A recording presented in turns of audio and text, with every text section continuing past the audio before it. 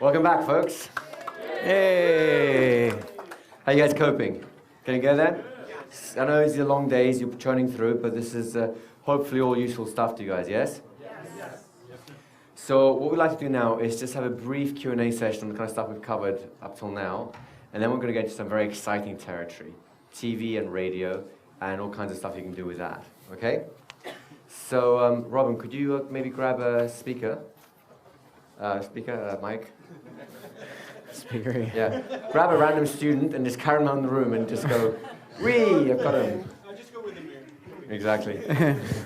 Amir will be the group leader for the questions. Let's start at the back here and move our way around. Or start with the front here and then move our way back. So, I've run some Living Social ads before, and I've had lots of clients come in through that. And you'll find that some people in my audience and where I live, most of the people don't want to come back and pay the full price or anything like that. They're just kind of taking advantage of a deal or a discount. That'll happen. In that aspect, would you prefer to campaign them, or it's just kind of like they're just there for that and they're out? Or? Let's put it this way. A campaign costs you nothing. You're doing it anyways, right? So why not stick them into your campaign list and let them unsubscribe when they get, if they get bored of the emails and so on. Or they die. Or they die, right? That too. I don't encourage you to create an assassin just to get revenge. Right. The point is this, you never know. One of them may just convert, and that's an extra free client you wouldn't have had otherwise. It costs you no extra time, no extra effort, not even extra income to do that. Aweber only gets more expensive once you get past, I think, 10,000 clients on your list. And when you get to 10,000 clients on your list, you have what's called a high quality problem. Then you can start culling your list and start focusing on the people who are going to be the best clients and so on. Up until then, honestly, just if they're in there, let them hang out, let them enjoy themselves, because you never know if they'll turn around for you. Okay? So the structure and the format of, I'm just like seeing, if you're offering something of great value for free, and then you're trying to get them to pay, you know, such and such dollar amount, that exchange is done because of how much of value I've given them already to kind of propel them to pay more. Think of it this way. Think of it in terms of relationship, right? They come in, let's say, for a freebie, do a lecture demo for free, and they paid nothing. They're just coming here for, you know, because they're like, it's a free thing, and they go, okay, I'll do that for free. Then you give another freebie, which is say an MP3 recording, right? They put their email down, now they're on your list. Now, as far as you're concerned, it's irrelevant whether they hang out on that list forever or not, because you're going to go through your same sequence. You'll throw some, you give them the MP3, you'll remind them about the link, you'll say, by the way, you know, I run hypnotherapy, here's what's good about it, come on down if you want to try it out. They may ignore it, they may not. And you get another email, another offer, another value thing. It doesn't matter, because as far as you're concerned, you can switch your brain off and think about other things now, because one of three things will happen. They'll stay and do nothing, they'll die, and you won't know about it, and or they'll unsubscribe. Those are the only three things that can happen, right? Right. Does it matter to you? No. It's absolutely no skin off your nose, so why worry about it, right? Okay. The campaign will take care of everything automatically. The reason we've set it up like this is precisely so you don't have to worry or concern yourself about anything, about missing out or this or the other. The same machine works for pretty much everyone. Can you improve on that whole thing? Of course you can. But why run before you can walk? Let's get a solid foundation system in place. And when you start getting to around 10,000 clients, feel free to come back to the advanced version of the seminars where you can learn how to cull your lists, how to select or segment lists, how to test your list in terms of who's responding, who's not, who's opening things and who's not. All these sort of things are technical things way beyond the scope of what we're doing here, but only really worth looking at once you get into several thousands on your actual list. And Aweber will handle up 10,000 at exactly the same efficiency rate, exactly the same costs, etc. So let them ride for a while. So you recommend just starting with one niche and then picking the audience for that? Yes. And then literally building myself up with that? Yes. It would not be a good idea if I had few niches and started marketing in different tempting, aspects? But here's the problem with it. There's nothing wrong with having several niches at the same time, right? Nothing wrong at all. As long as your attention is not split. You only have so much time and so much mental energy, right? If you now have 4 niches, each one gets a quarter of your time and a quarter of your mental energy, which means you're doing really a quarter of the job. If you focus all your time and all your energy on one niche, then you actually probably end up doing, it's more than the aggregate of the parts, so you end up probably getting, twice as much done with that one niche, and it grows. Once that niche becomes sort of automated, all the systems are built around it, they're smooth, they happen pretty much automatically. It might take you, what used to take you maybe, 20 hours a week to set up and tweak and test and figure out and so on, may only take you about an hour a week now to just go click here, click here, click here, reset, redo, redo, redo, done, right? Mm-hmm. Now you have another 19 hours left to go to your next niche and build that one up again. Mm-hmm. It's just a question of how to use your resources. Can you build up 3 niches simultaneously? Of course you can. But you'll be working like a dog to do it, and chances are each of those niches will be underserved. In other words, you will not build it anywhere near as thoroughly as you would if all your thoughts and energies and time were exclusively focused on that. Does that kind of make sense to you? Yes. Is there anything you want to add to that? Put it this way. When I started, I had 1 niche, and now I have 3, and I've been doing this for a while. Does that kind of help? Yeah. And he's making a lot of money. Yes. Right? He's only got 3 niches, but he's making a lot of money. Right. It makes so much more sense to just focus on one. And I recommend on the one that you're most passionate about. Yeah. Because then the long hours that you'll have to put in and the inevitable disappointments that you'll have along the way will not faze you as much as doing it with 3 or 4 different niches and getting 3 or 4 times the disappointments and the worries and the time that you have to put in. I prefer to dig for gold in one area and mine it as much as I can, and then when that system is automated and I've got good enough systems around it, then I'll move. And like my pain control niche is very recent for me, actually, is something that is based on the other niches. It was, pain control is something I started out doing because it was intellectually interesting, it was fun, and has turned into a business almost sort of by accident, where it was just like enough people started to make it an interesting business-wise that I was like, oh, well, maybe I should kind of go there. I always like to follow where the money's going, and at least in my business. And, when I first started, I had no idea, and so I started out with smoking, and that turned out to be a pretty good one in my area. But I live in Southern California, and it's actually one of the lowest populations of smokers in the country, if not the world. We ban smoking in restaurants, in public places, and all sorts of stuff. So yeah, there's smokers, and there's plenty of them to see, but definitely not as many as like a friend of ours who's another trainer who lives in Tennessee, sees more smokers than he can shake a stick at. And he's seen so many smokers and really barely had to work at it. So, for him, smoking was a fantastic niche. For me, it took a long time to build up to a place where I was pretty stable, and I had a lot of people who could refer to me and everything else. So, that for me was kind of a long process, and I stuck with it, though, because I knew from previous businesses and experience that it was going to be a tough road to set it up. But once it did, and that was sort of automated, and my smoking clients were just kind of coming, and I could work with them on like one particular day. Then I started figuring out, what, I really like to do golf stuff. And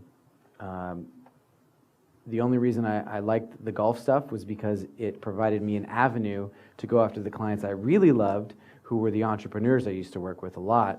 And I figured golf was a really good way to get in with them, to have a really nice chat on a golf course and do some business. And it turned out I was right. But it was a big gamble for me in the beginning of that as well, because I had to spend a lot of time less with my smoking clients and had to spend a lot more time building relationships so that I could even see golfing clients. And now that business is going, now the pain control one is sucking up most of my time, whereas the other two are and that's kind exactly of on the how back it tends burner. to happen. Each new niche sucks up a lot of time, a lot more time than you currently think it will. To build it properly, it really is a full-time job. And like Joe was saying, as soon as you switch niches, it's actually going to suck time out of your working niche, because you can't service the clients as well anymore. You may get them in, but you have to start turning people away to have the time to build the second one. Am I still there? Hello? You can still hear me? Okay. So you can still have the time to build a second one. So, yeah, I understand the temptation to not want to put all your eggs in one basket. I've been there. For 5 years, I was there. And I can tell you right now, the amount of stress you save yourself, the amount of focus that you increase upon, the speed with which you will grow when you have one thing in front of you versus even two things compared to one, is a totally different ballgame. So you can do whatever you want, folks. Really, it's your business, it's your life, it's your choices to make. Our recommendation is very simply, choose one niche, master it, create systems around it, and when it's running smoothly and flowing smoothly, so it barely requires thought to operate, then consider growing to another niche or another niche and so on, right? And follow the system. Start with the lecture demos, then build referral partners, then think about advertising and using all this cool stuff we've been talking about today. And then when all that is automated and all that's working smoothly and you feel like it's time to grow, then go to something else. That is the simple master plan that we recommend. If you want to deviate from that, by all means do so. It's a free world. We are not the thought police or the business police. We're not the Federal Bureau of Business Practices. We're not going to be business busters. Be busters. So you can do what you want. It's just you've come here we come here to share our expertise, or in terms of our experiences. Everything that I've done, both right and wrong, and I've done a lot of things wrong. Everything I've seen other people do, both right and wrong, and everything I've seen since in terms of research and studies that track businesses and so on, all come to exactly the same point. You start with one niche, dominate that niche, and you evolve from there. So hence our recommendation is follow the proven method. If you do or not, that's really your choice. Does that help? Yes.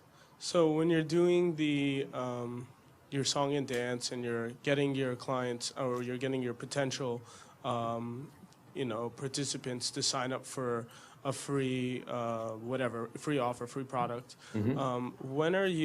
Would you also put it out there that you do sessions as well, or you're just kind of gently building a relationship? Look, you can always weave in little implications, like when you're doing a lecture demo, you can talk about clients you've seen as a hypnotherapist, but your focus on that lecture demo, so of course they'll know you're a hypnotherapist specializing in, say, stop smoking, and they're there because they want to hear about stop smoking, and you can talk about your clients and so on. But at the end of the whole thing, you're going to give them a free relaxation audio or a stop smoking report, and of course that's going to build towards your ultimate success and bring them into your clinic and taking your stop smoking program. So all that feeds into itself. Your main message always stays on task though. I mean, the process, to be honest with you, what we'll be advising is exactly the same thing. Choose your niche, choose a lecture demo that relates to that niche, have some kind of a freebie, report, MP3, so on, we'll talk more about that tomorrow, that you can offer them. Then do your lecture demo, offer them the freebie, get them on your list, build a relationship with the list, and that relationship building process will include telling them about your hypnotherapy practice. And when that campaign is over, and tomorrow when we talk about other things like products and group classes and seminars and so on, when that campaign is over, you switch on to the next campaign. It might be a product campaign, it might be a group classes campaign, it might be a seminar campaign. When that campaign's over, it goes off to one side, goes into the next campaign, and the next campaign, and the next campaign. Always offering your next product or service in the chain, if you like. That makes your life easy because you don't have to think about it. Other ways you can tweak it to make it better? I'm sure there are. But then you have to spend a lot of time thinking about those processes. And what we've done here is created a system that will allow your thinking to be as minimal as possible so you can maximize solving the actual problems in front of you, like what to say to this owner that's being a little recalcitrant, how to talk to the client, which is in itself going to be a little bit of a conversation you have to get used to over time, and so on. Because there's a lot of moving parts in the business, so we just put them together in a nice conveyor belt for you to simplify it. 2-3 years down the line, maybe even 1 year down the line, you may have so much experience, you will rejig the whole machine and make your own version machine. By all means do so. What we're doing here is giving you as stable, as simple a machine or a platform as we can do. If you wish to depart from the model, do it, try it out. And if it's not working for you, come back to the model, because it's tested, it's proven, it works, and there's going to be enough problems fixing the bits, the moving parts within even this version of the model, that's going to really keep you occupied for a nice, comfortable time. So if you want problems, you'll have plenty of them, right? You don't need to go searching for more. Does that help? Yes. Do you want to pass it behind you, and then we'll come forward to Arthur? So when it comes to building your campaigns, how many have you found it's usually good to prepare before you start sending your campaigns? How do you mean? Well, eventually a campaign is going to be over, and then Yeah. you're going to have to send them a new campaign, right? Right. It changed just like the other campaigns. So if let's say you send 3 emails a week, right? So that would be on average every other day, every second day on average, right? So let's say on Tuesday, your campaign 1 finishes, and you're due to send the next email on Thursday. That's campaign 2. Right. What I mean is in the actual preparation time of the campaigns themselves, designing the campaigns, and Oh, writing you're sitting the down and sales actually letters. writing them and all that stuff, yeah? Yes. So how many of those do you find that you can prepare to make it easy for you to look ahead into the future, and without swamping yourself with, oh gosh, the end of this campaign is coming up and I have to write another one? Initially, you're going to be scrambling to catch up. That's going to happen, right? The good news is, do you remember how we played the business game before?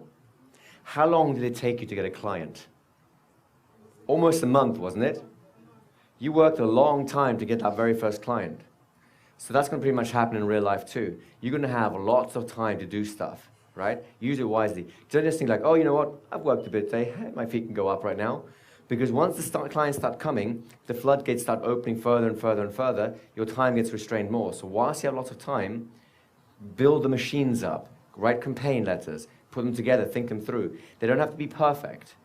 A okay campaign is better than a great campaign a year too late, right?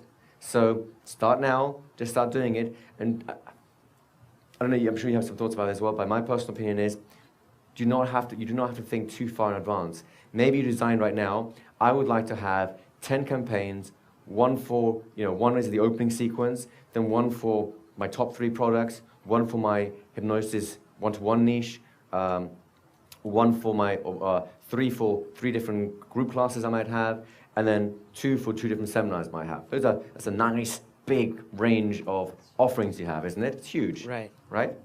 So now you've designed that, you've decided on that sort of thing. That's your big goal. Now, what do we do with big goals?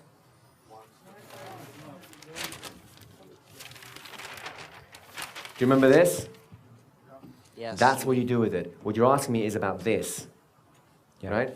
Right. Does that make sense? So have your big goal. Decide you're going to have lots of products, and you're going to have lots of evening classes and lots of seminars, and you're going to have your main niche, your program, what you do within that niche, and of course you're going to have other people coming in for other things randomly also. That's your big goal. And now you say, what's my next step? What's the one thing you've got to do? Well, without your first campaign, without that first thing, none of it works. So you build your first campaign, and when that's done, you build your second campaign, and your third campaign, and your fourth campaign. Just one step at a time. Does that help? Yes, thank you. You're welcome. I have something real quick to add. This is the one, especially campaigns, is the one area in my business that I don't batch up to do all at once. And the reason why I do that is, yeah, I have this goal in mind for my business, but I have no idea what these steps are in here. Exactly. And based on the steps that I take here, these steps later will change. Guaranteed. Guaranteed. Because this campaign that you send this week might be horrible. Why would you want to prepare 10 campaigns that are just like it? Because you believe that that might be really great for your particular target market, right? But you could be completely wrong. Now you've wasted 10 times the effort you could have had when you're just doing one. Yes, you will scramble. It will be hard in the beginning, especially. But as you get a really good sense of your market, of the type of people who really, really love you, you'll start to get a really good intuition for what they'll like, and then you can start batching it up. But I would not recommend going out at more than 1 or 2 campaigns ahead of your current campaign, because you have no idea. There could be literally like a market crash, right? And everyone doesn't have any money anymore next week. right? There could be a whole bunch of your clients that win the lottery tomorrow, and suddenly they want all your products, and your marketing could completely change. Granted, those things are catastrophic or wonderful events, so they will probably be rare. But why waste your time and effort going down a path that you probably won't even go down on, at least you're not very sure you will, until much later when you have such a good intuition, when you can tell you know your clients better than they know themselves. That's when I would start thinking a little bit ahead. But I never think more than 2 campaigns ahead. I can plan out my year of this is what I would like to campaign, but I can tell you from experience that always changes. And you might find that you decided on one particular niche, but somehow all your clients end up asking for something completely different. Let's say you start with stop smoking, but they're all asking you for pain control. Suddenly you realize, my God, I built a smoking list, but all they're asking for is pain control. So really, you've got a pain control list, and then you just sideline the one thing. And if you want to do pain control, if you're happy with it, you just go straight down to whatever your clients are asking you for. If it's something that you, of course, are comfortable with and enjoy doing. Does that kind of make sense? Yes, it does. And the best thing is just start. Begin things right now. Yep. Get it out there and get feedback. See what it works like. I can tell you right now, my first few sales letters were horrible. They were just, yeah, I hope Google has like trashed them somewhere and they're impossible to find because they're just terrible, right? Master hypnotist, I think not. But that's part of how life goes. I didn't have things like the letter to a friend as a process to work with, right? So I've done a lot of those mistakes too. So start now. Do not let that inhibit you, but just take one step at a time. You have plenty of things to get on with outside of the campaigns also that you can do in the meantime whilst you're building experience and finding out how these things work. Okay? Thank you. You're welcome. Let's move forward to Arthur here. Do you have a quick follow-up? Make it quick because Arthur's been waiting for a while. Okay, so on your website, are you going to include all the other, a page per issue, or you're just going to do the niche or two that you're One doing? website per niche. One website Yeah, per I niche. recommend One a website, one complete niche. one website, a domain name per niche. Yeah. Oh, complete. And I okay. recommend you name your website niche location. Yeah, so Stop Smoking California or Stop Smoking San Diego.com. Gotcha. Yeah, well, Yeah. there are variations you can play with, but you get the idea of this, right? Yeah. There are variations you can play around with that. Okay. The closest you can get to what people are actually searching for on like the search engines is going to help you. Eventually, the limit is the amount of time in the day to be able to treat patients. And Yep. so once... For the classic one-to-one model. Right. So my question is, once you've used up all your hours in the day treating patients, then what's sort of the next step? How do you deal with? Come back tomorrow and you'll have an answer for that. So let's move it backwards, please. Okay, hi. Brand new practice, stop smoking. I do lecture demos. And Igor, you come to the first one. You're on my list, and I Of course get I'll you on come my to the first campaign. one. So I need a new campaign, for you, 2 weeks from now. Once that first campaign's run out. Yep. Or so, right Yep. around in there. You're ready to just get my second campaign. Yep. Now, I've done another lecture demo, and Joe has come to it. Yeah. He's brand new to me. Yeah. Is he in on campaign 2, or am I That's the one? beauty of the autoresponder. The autoresponder, as soon as someone comes in, he's on day 1 again. So let's say it's February 1st, I come to your lecture demo, you get me in the email, so February 2nd is my day 1. Joe comes in on March 2nd. On March 3rd is his day 1. So we're running parallel tracks, A month apart. a month apart. Same but track, the sequence, actually, but he's it's behind exactly you. the same train. Yeah. It's just we're out of phase, like one of those Star Trek phase shifts, right? Got it. We're invisible to each other because of that. Here we go. Did you still have a question? Because you started off with one earlier. Are you good? Let's bring it forward. There's a whole bunch of questions coming forward. Hands up if you have the question still. So I guess where I'm getting stuck is with the campaign, sort of the cart and the horse. Do you create the products first and then the campaigns? It all kind of happens in one almighty mess. I'm sorry, that's the truth of That's it. the truth. That is the truth of it. But let's put it this way. You're not an insect, which means you do not just do one task your entire life. Ants may just go backwards and forwards, carry sugar, carry sugar, carry sugar, carry sugar. you can be adaptive. So you can write some emails in the morning, you can do a lecture demo in the afternoon, you can get on the phone and call a few possible venues in the evening. You can get online and check the phone numbers for further venues, when everyone's already gone into business. Then you'll get to bed probably late because you're in a startup, and you will not get much sleep on a startup phase, folks. It's just part of how it works, right? Unless you want to have your startup phase be twice as long, which is fine if you've got the income to be able to support that, right? So it is an almighty mess, and you're going to have to budget your time, hence like the simple time tool we talked about the other day, to make it happen. The startup is always a difficult time. It's exciting, but you will be juggling a lot of balls. Does that kind of help? If you can get your head around that, you'll be all right, because it goes back to this again. You'll only have to ever think about one task ahead. Sure, you can have your weekly planning sessions where you'll decide on what are my objectives for the next coming week. I want to make sure I've written 3 of the 7 emails of my campaign. I want to have called 10 possible venues, and assuming that I can close 3 of them to get an in, I want to meet those 3 business owners, and then I'm going to go back and maybe arrange the dates. That's a soft thing. I'm not quite sure about how that's going to work yet. How could you? It hasn't happened yet, right? So with the extra time I might have, I'm going to write a letter to a friend for myself, for my website, and I'm going to figure out how Aweber works. That's a big week already, right? A lot of stuff in that. So you then decide, okay, Monday, Monday I need to make some money in my current job so that I don't go bankrupt, right? So Monday is off the list. Maybe Monday evening you come home, you decide, you know what, I feel okay, I might go in for an hour and look up different venues and get their telephone numbers and maybe look a little bit about who they are, what they do, what their needs are, and so on, and make some notes on that, right? So now you're a little bit ahead, but it's kind of been pretty much killed off. So on Tuesday, you decide Tuesday is a dead day, that's fantastic, I can do lots of phone calls, and I can get up creative and write lots of emails, phenomenal, right?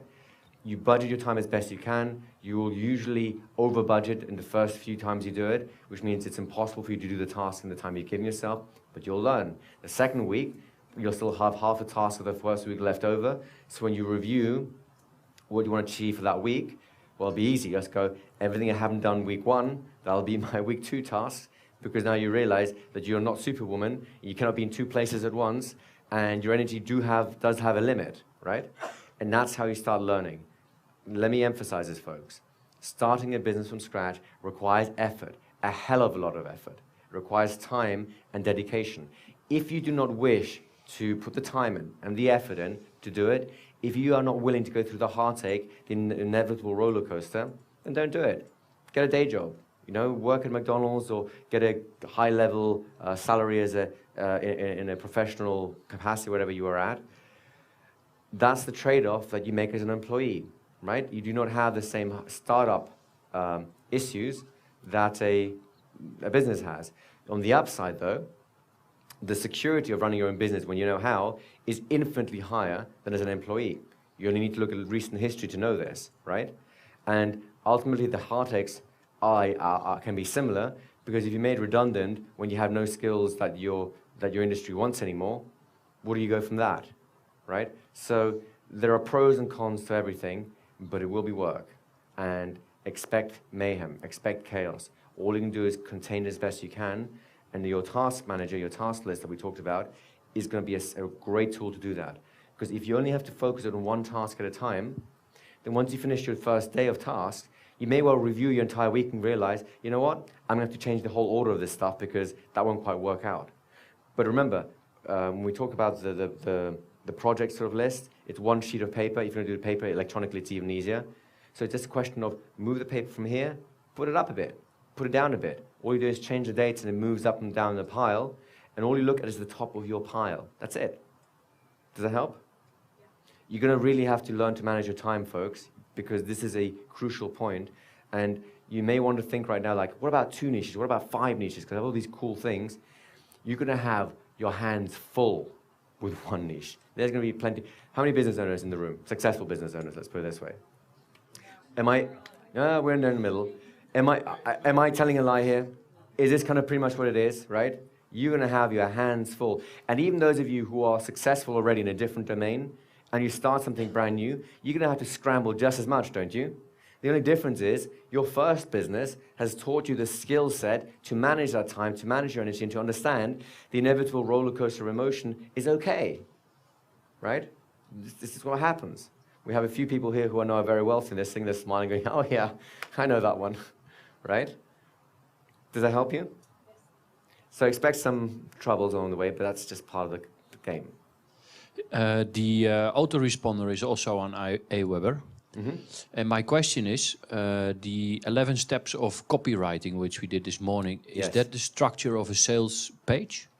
That's the structure of a sales page. Good. Easy, like it. Yeah, go ahead. Yeah, more like that, please. I'm guessing when at the beginning you were talking about 3 days seeing clients, to have 4 days off was more of a head fake. That it's when the floodgates open, that it's a better idea to resist the temptation to book them in 5 days a week, to keep them just to the 3. So you've still got the other days a week left to do what's necessary to keep the business going. Let's put it this way. It all depends on what stage your business is at, right? If you're in the startup phase, you'll only have 1 day a week to see clients, and the other 6 days a week, honestly, you'll be running around doing lots of tasks because your tasks will be huge. No, right? I'm saying when the floodgates open. Exactly. When the floodgates open, you'll maybe get to 3 things, but then you'll still have to systemize and organize. There will come a point in time when you could comfortably run 5 days a week of sessions because your systems and your referral partners are so organized, so systemized, that to actually run the machine is actually pretty straightforward. Then you have a choice to make. The choice is, are you happy doing just this niche or niche that you're in? Just carry on running the machine. You could just take 3 days and take 4 days off and literally have a holiday those 4 days. Your income levels diminish somewhat, but you live a slightly better lifestyle. Or you become ambitious and decide, I'm going to have another niche. In which case, those 4 days will go right back to scrambling to build systems for the new niche and get contacts for the new niche and so on. The only difference is the scrambling will be a little bit more laid back because a lot of the systems are already in place. I don't know if there's anything you want to add to that, but that's pretty much been my experience. Thank you. It's good. Yeah? Everyone good with this? So during the breaks, one of you guys came up to me and mentioned something which I think is very important to, it's really a point we've already made on the first day, but I want to doubly re-emphasize this because this is very important. Before you start any of this, have a chat to a lawyer and tell them what you plan to do and how you plan to do it. Maybe even bring them a little game map and show them the process you've got implied in mind and the way you work with emails and so on. The reason I say this, I've just found out that in Canada apparently, and I don't know if this is I'm not going to give you legal advice, I'm just giving you the information I've gotten. Please double check this yourself and ask a lawyer, not me, I'm not a Canadian lawyer, that there is some very, very strict rules around how you use information, and any slightest infringement can get you a 6-figure fine. That's like a $100,000 fine, which kind of wipes out your first year's income, right? If you're lucky.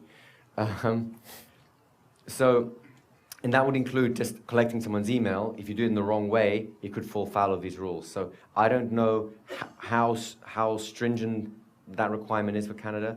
I don't even know what states in the US and in Poland and in Russia and in China and wherever else you want to be practicing. I cannot tell you what the laws are.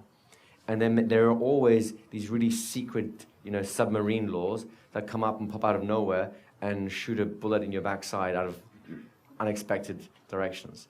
So the only way to safeguard that, and even then it's not 100%, is see a competent lawyer, tell them what you plan to do, and ask them, is there anything I need to know to do this legally? Are there any constraints that I need to know about, or any hoops that I have to jump through before I can do this? We cannot tell you what that is, right? We cannot. If you're lucky, you'll be in a state with low barriers of entry, low controls on how you start and organize your business. If you're unlucky, you'll be practically in a police state where you have to fill in a form just to go to the toilet, even if it's in your own building, right? Deal with it. If you want to be in business, that's just part of the thing you have to deal with. Either that, or organize yourself into a political group, run for parliament or office, whatever you want to call it, and change the world, all right? Yeah, you know what? Screw it. New seminar. Change the world. Exactly. The H+ party. So you understand that this is an important point, and I don't think either of us can emphasize enough. Yeah. If you want some resources for the US and Canada, please have a chat with Joe. He has some great extra resources. They'll be in the resource guide too. But if you wanna start and get a head start now, Joe will be your man. He knows some stuff there. Other than that, do your research, find someone competent, get legal advice. You know the structure of the business you're going to be running now, right? It's pretty evident, isn't it?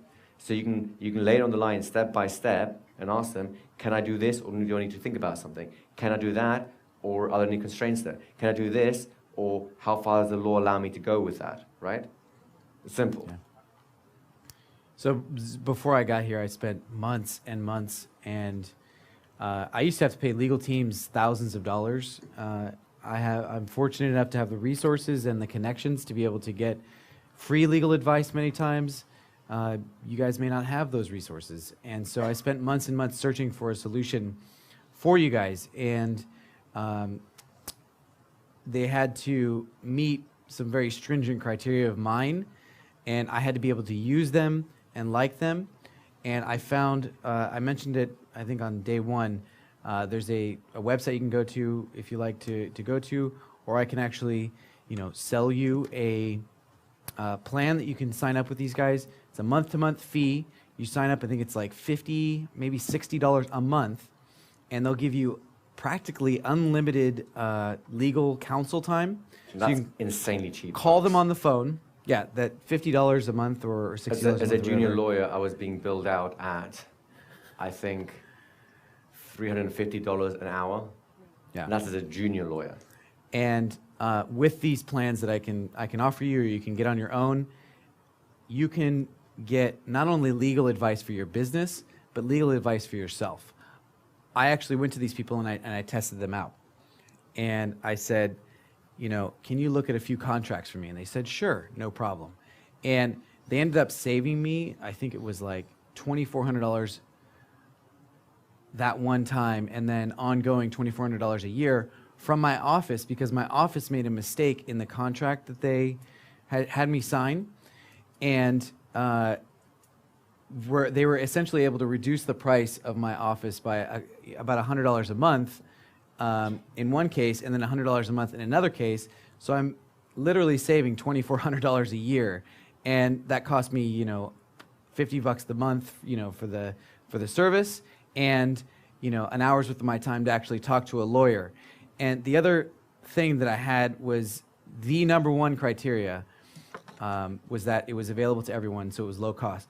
But exactly on number one, and number 1.0001 was that they had to be high quality lawyers. They had to know and be experts. Just like we talked about that laundry list of things, these guys are the exception. They will partner you with, yes, a large law firm, but they only, this is their policy, they will only give you a lawyer to talk to who has had at least 10 years of legal experience in the particular area that you're asking about. So you'll talk to a different lawyer every time if you have different issues. But if you need a lawyer for real estate, if you need a lawyer for home life stuff, if you need a lawyer for pretty much anything except criminal law, these guys will help you, and they will help you pretty much unlimited amount of times throughout the month. And they have other services. They can send letters on your behalf. They can do all sorts of stuff. I have found them to be very, very valuable, and they have protected me legally. I found out that I was, doing some things in my business that they weren't illegal, but they opened me up to liability, and so they fixed some contracts and some things I had signed, and now I'm completely protected. So you never know what your liability is. You never know what you could possibly save. These people are experts. I highly, highly recommend you sign up, especially when you're starting your business. A lot of what are called like document filing services, especially in the United States, where you pay a small fee, like $100, for them to send in some paperwork to your state, and you pay some state fees and stuff to start your business. They'll charge you a couple $100. These people charge you $50 a month, and they'll do it for you, and you'll get your own set of lawyers. So let me ask you really one quick question. Have you guys ever signed a contract without a lawyer looking at it? Yes? Not a good idea. Actually, you haven't, because their lawyers looked at it. A lawyer drafts these contracts, right? So wouldn't you rather have a legal team on your side? Someone who can actually give you some good, solid advice for you, for your specific circumstances. And So- here's the best thing, if I Right. may. If you get a business package with these people, which is like an extra $10 a month, so I think it takes you from like 50 to 60 bucks a month, they've partnered with a consulting firm that you can ask them any question about any aspect of business. So it's like having us up here 24 hours a day. And I asked these people hard questions because I wanted to make sure that they were going to be good enough for you guys. And I asked them some really hard and advanced questions. And they have, again, an expert in marketing, an expert in how to set up Aweber, where to go to look for Odesk people and what questions to ask. I asked them all sorts of weird questions. And they came back to me with answers within a day, because that's their service agreement, is within 8 hours of business. And they gave me great answers, and I got all sorts of good stuff. So they're now my good source. It's like I have a company behind me that is, of lawyers, number one, that's protecting me and giving me good advice. And number two, it's like I have this group of consultants that, I used to be a consultant myself. And the power of being a consultant is that you have a huge group, a huge network of people that you can network with, that they might know the answers even if you don't. And that's what I have behind me now in my own business. It's really just me out there otherwise. And for 50 bucks a month, 60 bucks a month, it is a no-brainer. You get business plan. Oh, there you go. Business plan, $75 a month. So they're called LegalShield.com. now, those are just for the US and Canada, I believe. Yep. You'll have to look, if you're outside the US and Canada, please do your research. Many countries will have similar organizations. I know UK has some. I couldn't tell you which they are now because I've been out of practice there for over 10 years now. Yep. The point is, have we emphasized the importance of actually getting legal advice here? Did you see, we're coming back to this theme over and again. It's not a token thing we want to throw out there. A lot of business seminars will say, yeah, get some legal advice and I can send you a shady lawyer. We don't care about that. We want you to be protected and do everything by the book so you can be free to build a really great business, right? If you have specific questions about the legal thing, could we save that for the break so we can actually get into the content? I'll be happy of the to session answer any questions you have. We will happily talk to you at that point. It's just otherwise we're not going to get into the actual content that we want to be doing here. So save those questions for the break. We'll happily have a mini seminar whilst everyone else goes out and suntans themselves on that at that point. Just the point we want to double emphasize here is get advice. Do not start without the advice because you never know where there's a little booby trap that makes no sense to you, because many legal things make absolutely no sense to laymen, and actually probably to lawyers as well. It's just the way things are, right? Is that an agreement we can make? So hands up who's going to get legal advice before they start their business. You're very smart people. I approve. Yeah, I'll write it down for you. We'll write it down, and it'll be in your... Actually, just put it down there. Yeah. It'll be in your resource guide as well when it gets to you, and it's coming up here now. As soon as you go home, we're just gonna tweak some of the things and the resource guide, like the webs, the URLs, and so on, and then you'll be emailed a link for that. On the final day, on day 5, which is the day after tomorrow, we'll actually sit down and we'll go through the guide with you guys, so you actually get a sense of what's in it, and there'll be a few extra goodies along the way too, once we get the finalized thing out. Okay?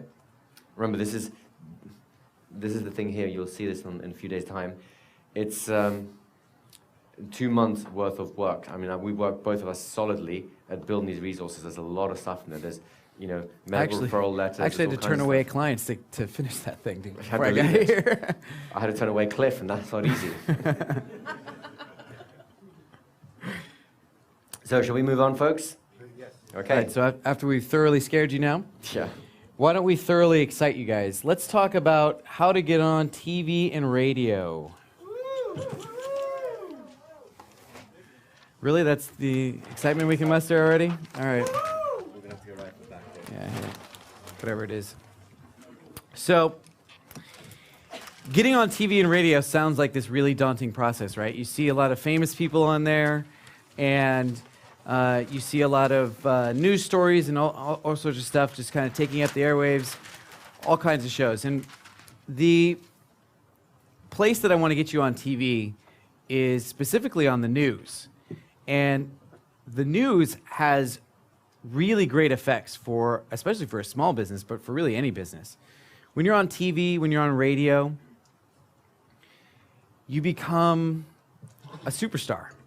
You become an instant celebrity.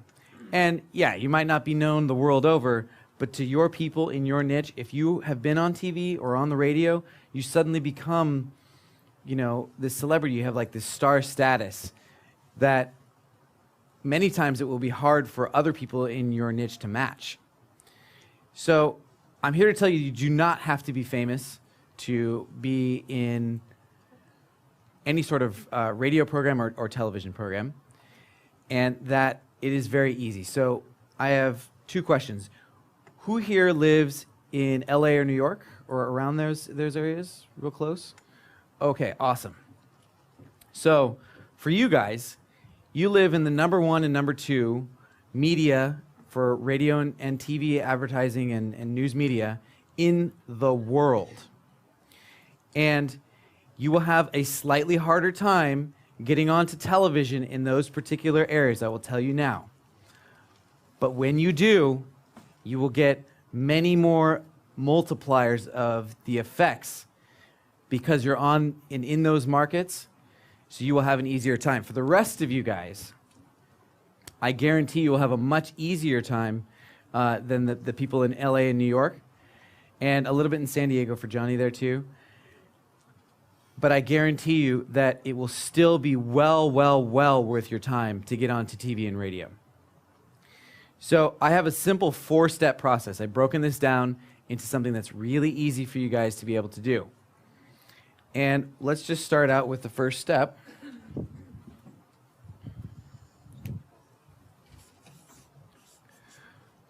Find a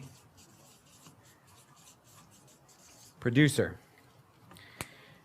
Now, a lot of you might not know what a producer is. Most producers don't know what a producer's job is. It's okay.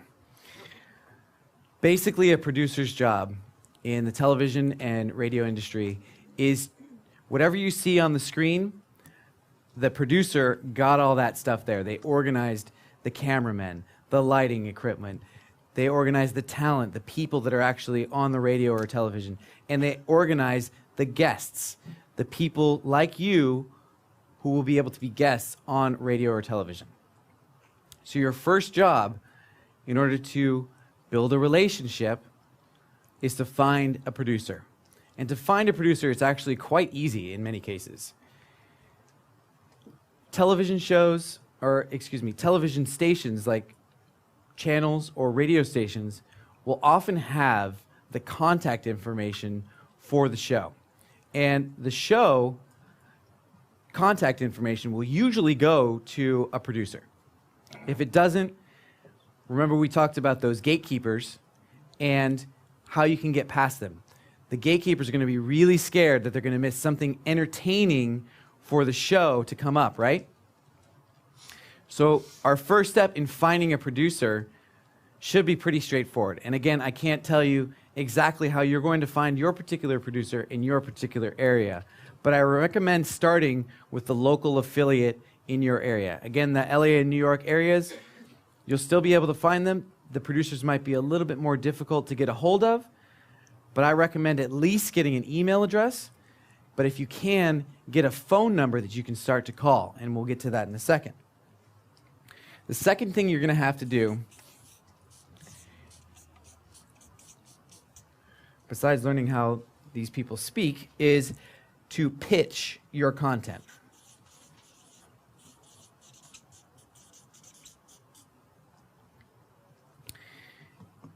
And when you want to pitch your content to a producer, you have to know a little bit about the different types of shows or segments on these news shows that you're going to be able to get on. And in my experience, there's 2 to sort of 2.5 or 3 different types of segments for a talk sort of news program on radio and television that you're going to find. And those 3 are what I call the timely segment,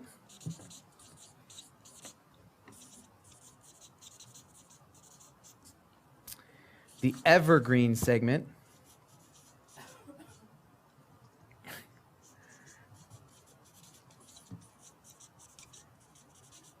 and the local angle segment, if I could spell correctly.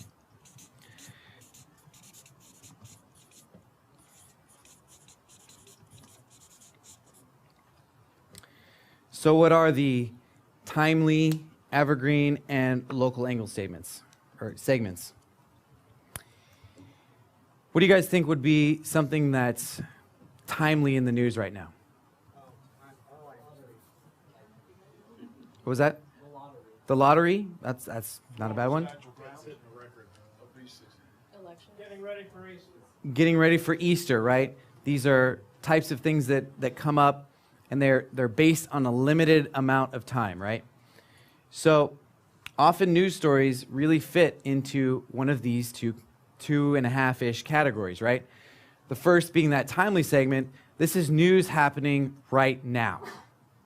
And you can do a lot of stuff to what I would call draft on these news stories. If you have, let's say, a particular niche, and this was from a while ago, so you actually might be able to get on the news still for this.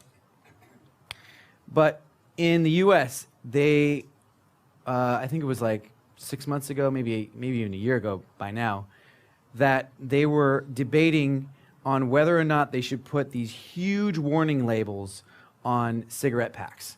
And they were weird, ugly little things like a giant skull and crossbones, or like an aborted fetus, or, horribly black lungs and stuff, right? That was a timely news story.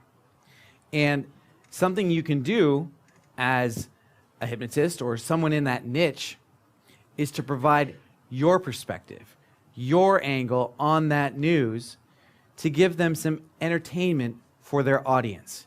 Because the number one, and really the only thing that a TV show or radio station is looking for, is for you to be entertaining. And one way to do that is to have a unique angle on a timely news segment.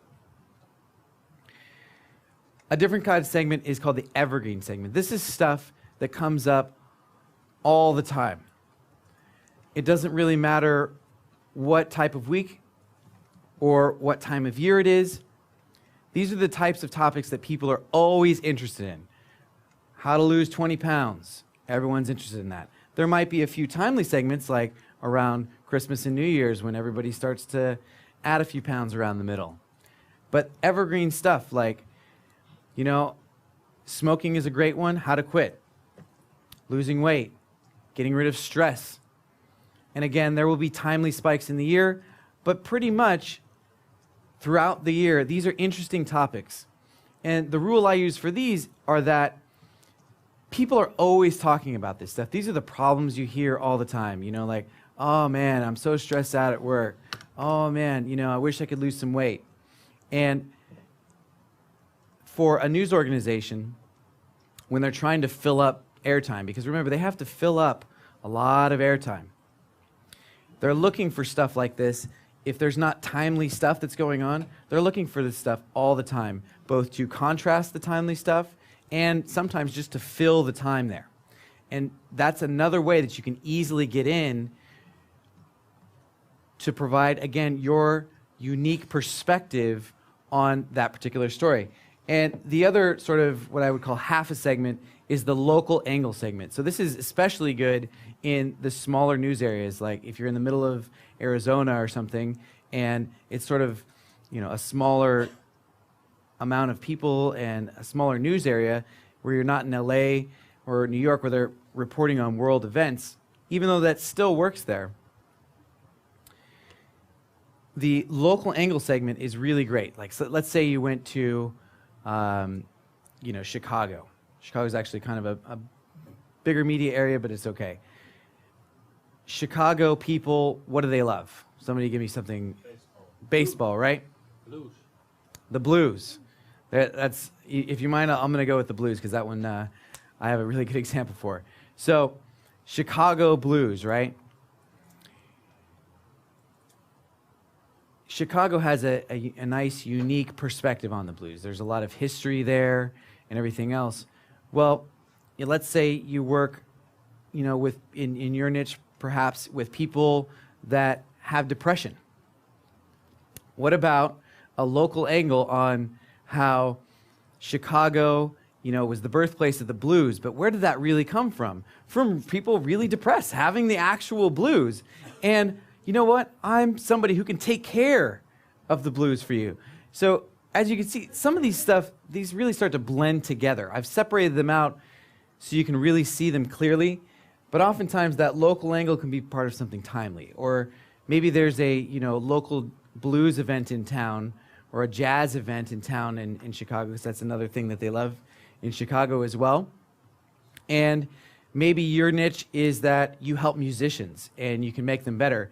And if this is your local area, if you live in Chicago, for instance, you can say, imagine this news story. Coming up, a local Chicago hypnotist shows you how to improvise just like famous blues player so-and-so, right? That could be an interesting news segment that comes up. These are stories that are easy to pitch to a producer, and I'll show you guys how to do that right now. Would you be interested in knowing some easy ways to pitch a producer that will get them excited to actually book you on a show? Yes. So like 10 people? Yes. All right. Good. So these are some of the pitches that I've had use myself, and I have my students use as well. A few of them have actually been on radio, and a few of them have also been on television. I myself recently used this tactic. I am supposed to, at least I'm booked, and that's the next step that's coming up. I am booked on a TV station in LA to talk about stress and work. And so we'll see if that actually comes through. And I'll talk about why sometimes they fall through in a moment. But here's how I did that. So in TV or in sort of media and entertainment parlance, there's the idea of the hook. This is the attention-grabbing headline that you're going to be able to sort of title your show or your segment so that not only the producer's interested in, but they'll know that the people who watch the show are going to be interested in that. So I have 1, 2, 3, 4, 5, 6 different hooks that I like to use and combine sometimes that make a pitch really, really effective.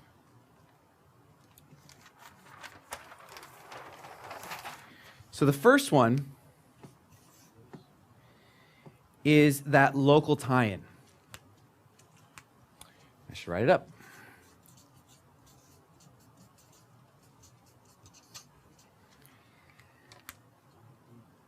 So from before, if you're in Scottsdale, Arizona, well, a local magician from Scottsdale is going to show you how to do some really cool magic tricks today. It could be as simple as that. That sounds pretty easy, right? You just pick your topic and your local location. Easy enough, right? Yep. To like 3 people? Easy enough? Okay. Just make sure you guys are awake. All right. So the next technique or hook that I like to use is what I call drafting.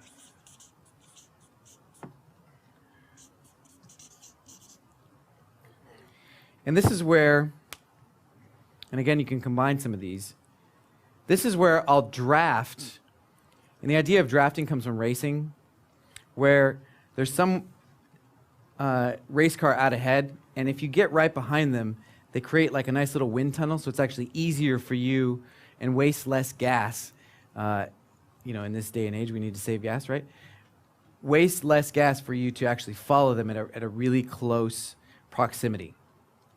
And that close proximity is the important idea there, where what I'm talking about here is drafting on particular news items. So like when I was saying before about how they were planning on adding these huge warning labels to cigarettes, I actually pitched an idea to a producer, and she loved it actually, but they didn't have time to put me on. And I said, well, I'm a hypnotherapist, and I do stop smoking sessions.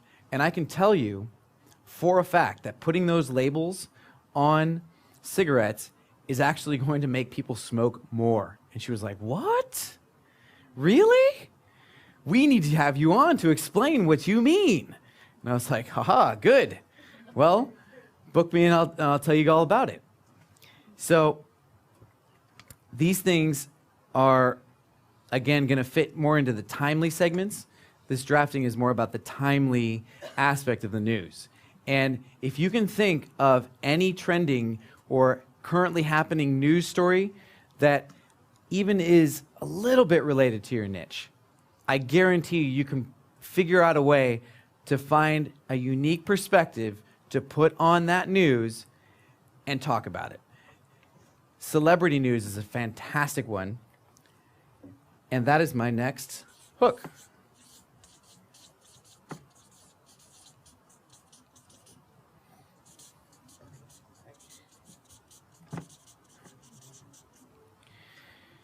So, as part of our, I'll get out of the way. As part of our fascinating facts type stuff, one of the things we mentioned was, maybe a celebrity happens to use hypnosis to do something in their lives, right? A recent one that I can just remember off the top of my head is, and this one's for Sarah, because I love you. Jessica Alba, who is a famous actress, and I see you know who she is. She had a baby using what's called hypnobirthing, and that was a big story in the entertainment news for a while. And again, you can use that news as, let's say, a hypnobirthing coach to provide your perspective on how great that could be for the viewers of their TV show. Does that sound like something pretty easy to do? Good. So the next one is similar to the celebrity attachment there, and I call it the pop culture attachment or hook. And anything that's going on in popular culture right now. Let's name some popular things that are happening right now. Anybody? Hunger Games. The Hunger Games, right? A movie coming out. That combines pop culture and celebrity. And possibly drafting on some current news, because I hear, at least I read last night or something, it's like one of the fastest grossing movies ever. And you could actually provide a local tie-in. Maybe you have some sort of archery thing that you're doing. Who knows? But are you starting to see how the power of how these can individually be really powerful, but even when you combine them, they become that much more powerful? This is starting to become easy, right, guys? You guys starting to generate some ideas of some stuff you might be able to say? Like you could say, learn the secrets from a hypnotist about why The Hunger Games is the world's most popular movie. We'll give you the 10 tips to make your own stories that successful too. I don't know. Maybe you're a writing coach, because that was a book originally. Maybe I'm a writing coach and I say, you know what, Hunger Games is trending right now, so I'll see if I can get on the news. A expert writing coach will teach you the 10 tips to get into a hypnotic power state to write your next bestseller. Those are things that are drafting off of the pop culture, the stuff happening right now, that you can tie into and just provide just a little different perspective. That's all you need. Just add your niche plus one of these, or preferably multiple of these because it makes it more powerful, and you'll have a decent segment proposal. So let's get to the last two, because they sound similar, but they're a little bit different. So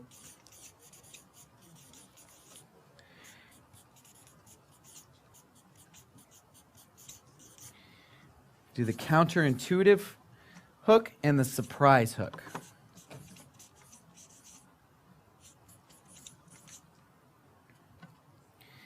So the counterintuitive or surprise hook is going to be something like, coming up next, find out how eating more will actually help you lose weight. You guys have heard segments like that before, right? Yes, you have. And let me ask you, Did you tune in to watch that segment? Of course, right? How could I possibly eat more to lose weight? That just sounds weirdly counterintuitive. Local business expert, because I'm here, local business expert shows you the number one thing you didn't know about how, local business expert shows you the number one thing you didn't know about why businesses fail when they're too successful, and the complete failure of the markets will show you why. I just made that up off the top of my head. Hope you like it. You'd watch that one, right? I'd watch that one. When you start to combine these things, they, again, become really, really powerful. And if you can surprise someone, if you can give someone something they didn't expect, that is entertaining to an audience. They will tune in to that news program, and especially the surprising ones, at least the ones that I've noticed, they'll usually leave those to the end. You know, the surprising facts about what you didn't know about lawyers they'll surprise you. You know, coming up in the next 5 minutes. But first, you got to get through all this boring stuff, you know, the world news and, you know, elections and things like that, right? So let's go back to our list here. So now we've gotten to the second step. We're pitching our content to a producer. The third step here, I'll give you a counterintuitive answer, is to get a no. Why would you want to get a no to your proposal? And I want to tell you guys that there's 3 different kinds of no's that you're going to receive many times when you're pitching. And each no will provide you valuable insights, not only into the show and the producer, but into your ideas and your pitches. So the first no is on my other set of notes. Not now. No doesn't actually usually ever mean no in business, in life. Well, possibly in dating. So the first no, again, is not now. So maybe I have a timely segment, but there's so many other people booked, and there's so many other news items, and you know, there's people winning the lottery, you know, 12 times in a row in your area. They just don't have time for your segment right now. That can be what that first no means. A second no, a variation of that, would be not this idea. It doesn't mean that they don't like you. They just may not like that idea. And they may not even just like that idea today. They might like the exact same idea, because I've done this. I've pitched the same idea twice, and they hated it the first time I pitched it, and they kind of liked it the second time, and then the third time I did it, they're like, you know what?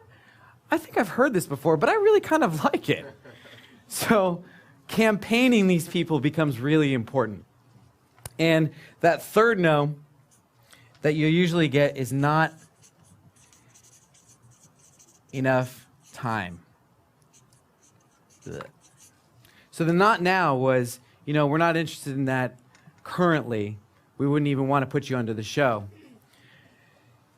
But oftentimes, a news program or a program that you're going to be able to get on for radio or television, they just won't have time for you.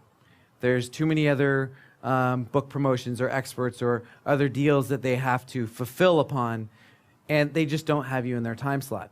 And for me, at least, when you get past the not now and the not this idea, those are really telling you good ideas about what you're pitching, what the producer especially, but the show might be interested in. But this last one, to me, just tells me I need to keep working it. I need to keep campaigning, right? So, you know, we don't have time right now. We love your idea, but we just don't have time. So I keep following up. I keep reminding them, hey, remember about this? Remember about that? And if I had a timely hook or a timely news segment that I was delivering on, I might have to pester them a little bit more. Or, you know what, I might have to change my pitch. But becoming friends with a producer can be huge for you. And just like we talked about how, I think it was back here, writing a press release and releasing it out is an easy way for a journalist to do their job. Pitching a producer so that they don't have to come up with an idea, go find the person to actually deliver on and be entertaining for their audience. Instead, you're pitching them, and I guarantee you producers get pitched a lot anyway, but if you're pitching them great ideas, and let's face it, hypnosis is probably one of the most interesting and entertaining ideas out there for any type of media and for any type of person. So you guys have a unique advantage in the business world where everyone wants to know about hypnosis. No one knows about it. They're very interested. And the last step then, after you've campaigned, is to get that yes. Once you get that yes, the doors are open to you, and you, let's say, get booked on a show.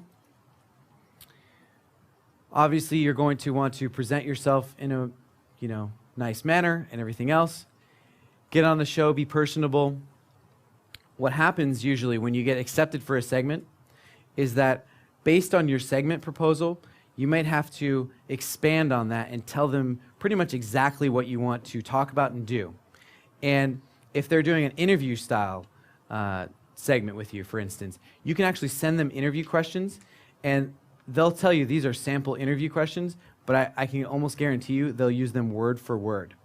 So you get to control the conversation, and being on television or the radio and getting interviewed or telling some interesting facts and stuff is like a commercial you guys could not even begin to pay for.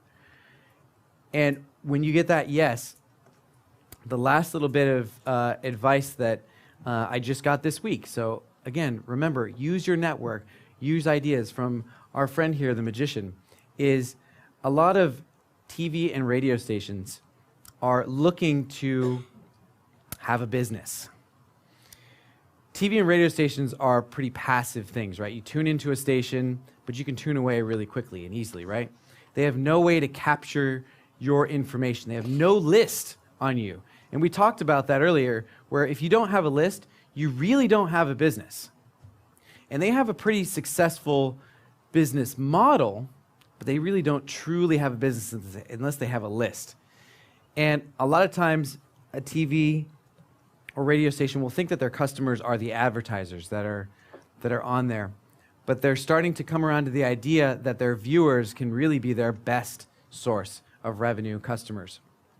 And what they're looking to do now is to get online so that they can start capturing email, start getting really good metrics that, there's metrics companies out there called, the most famous one in the US called Nielsen, and they'll, for like 1 in every 10,000 homes or something, gets a box on their television. It basically tracks what you watch. They want to get more fine-grained information on who their users are, so they can they're starting to migrate toward the web. So after you've done a segment on a radio show or television show, get a copy of that, number one. And then number two, offer to do a special web-only segment for them so that they can drive more traffic to their websites. And I seriously want to thank you, because that is a huge opportunity for you. Because number one, they're tracking exactly how entertaining you are. If they get a ton of visits on YouTube, on their little YouTube page, they're going to love that. And of course they're going to want you back, because they now have data to prove that you're entertaining to their audience. And now you're helping them build their business. You're helping them build their list. So you become a valuable ally to them. You become now, in essence, their prince, right? You are providing an entertaining service, a referral partner service to them. So does this make sense as 4 simple steps? You got to find a producer, and I assume you all are intelligent enough to go to a website and find some email addresses and some phone numbers, right? Number 2, of pitching your content. And we gave you some really good ideas of the types of segments and all the nice hooks you can use, right? Number 3, of really honestly, I strive to get a no. the first time. If I can get a yes, obviously that's great. But I want to be able to refine my idea before I get in front of potentially thousands, hundreds of thousands, if not millions of people, so that the producer can tell me, no, you know what? Tweak it like this, it's not entertaining. And they oftentimes, if they're not too busy, will help you refine your pitch just a little bit if it's entertaining enough to grab their attention. And then finally getting that yes and really helping them to build their list and their business is something that's going to provide you value and provide them value, and then you become partners in your own businesses. So I want to ask you guys, does this seem easy? Yes, like 3 people? Seems easy? So yes, right? So I think you guys should probably be a little bit more excited because this is easy. You guys can get on television. The Holy Grail. This used to be so hard, you would have to hire a PR firm at thousands, if not tens of thousands of dollars a month to do this for you. People still do that today. Huge companies pay hundreds of thousands, if not millions of dollars to get on TV, to get a representative from their companies on TV. And I just taught you guys how to do that for free. Yay! All right. That's the appropriate level of excitement that I'm looking for. James? So, well, there's a question? Do we have a mic here? There's a mic right on the table. Can we just pass it back? In Tampa, Yep. not too long ago, you may remember a high school principal was using hypnosis. Florida, Child. hypnosis, yeah. They had a hypnotist on there, and I had seen this happen once before also, and knew the first hypnotist this happened to, but they just crucified the guy, blindsided him, thought he was on there to do this happy puff piece, Yep. and so I don't remember who it was that ambushed him first time, but this second time it was a doctor who, just made him look like a fool, and made him look like he was incompetent, didn't know what he was talking about, of course, because he wasn't prepared for that kind of attack. I would say that's going to be a pretty rare circumstance. But if it happens, I would highly recommend Igor's course of rapid reframes. I'm not kidding. Oh, I'm not or kidding. mind-bending language. Or mind-bending language. Try getting your head around this. So are you suggesting that you go beyond this or the other? What? Do you not understand your own question? So if you can reverse the frame on him, it's the idea of the hypnotic reversals again. I haven't done any real TV work or anything like that, so I haven't been in that situation. However, I have had people get unpleasant with me over certain topics, and all you have to do is, you don't have to win the argument, you just have to make them hesitate with making the argument, and then suddenly they do all the work for you. Does that make sense? And Yeah, I got a tip from a producer once that the show's host is really not looking to embarrass you or fight with you or make you look bad. That usually, unless it's that type of show, like Jerry Springer, that's the type of entertainment we're going for, right? Well, it was all the other guy. But yeah, it was all the other guy. So again, I think that's a very rare experience that would happen to most people. But the point is that when you have an audience, they feel what you feel on stage or on the radio or on television. Exactly. And if you're uncomfortable, the audience is uncomfortable. And I can tell you from that, producer told me, they do not ever want to make their audience feel uncomfortable because they will change the channel. Oh, and something which actually worked in your favor a great deal, and this comes from improvisational theater again, from Keith Johnson actually, is because the audience feels uncomfortable, if you feel uncomfortable up here, and this is, by the way, a good training tip as well as a lecture demo, because sometimes you have people, pushing back a little bit in the actual, in your trainings themselves, is if someone puts you under pressure, and you can maintain your state, so you can do some self-hypnosis to keep you cool and be relaxed and treat them with respect while still messing with their minds, because you're allowed to. The audience will love you for keeping you cool under fire.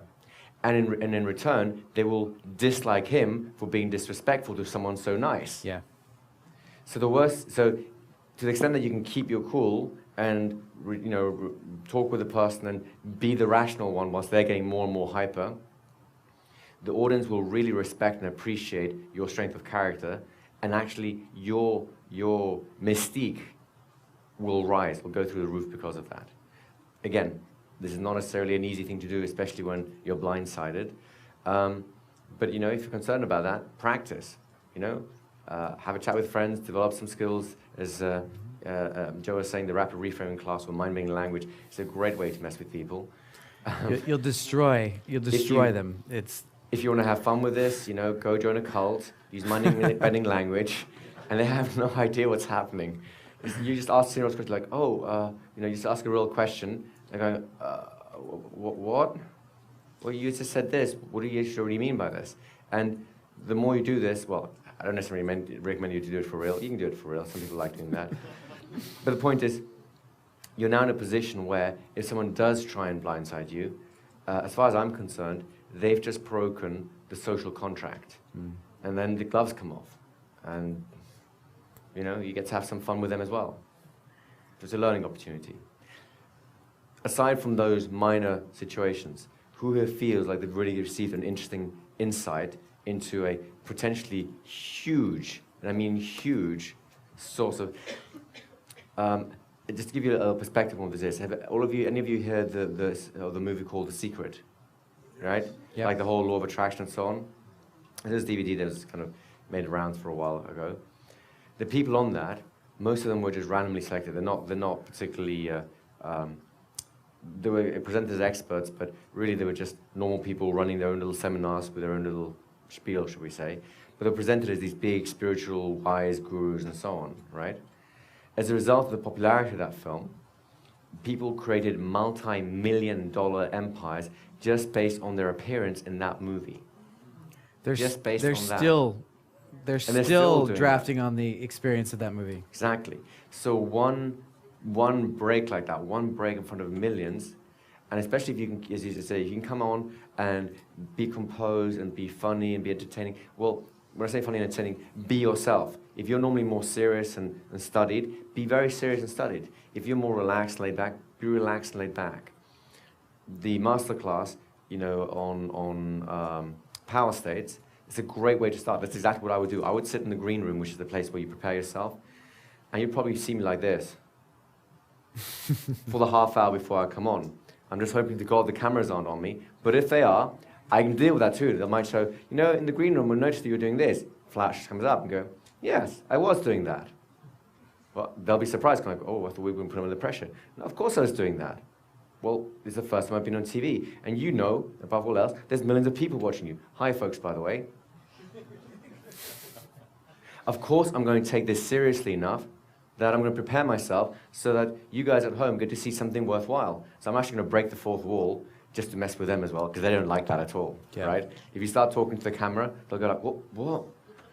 They're not expecting that. So prepare yourself, do some self-hypnosis, get yourself ready for that, be in the zone, and it's kind of like, it's like hypnotherapy, right? You never know what the client's going to come up with, but whatever it comes, you just roll with it and go, okay, if that's where we're going, that's where we're going, I guess. Yeah. And if your mind is in that flexible state, then you'll be okay with it.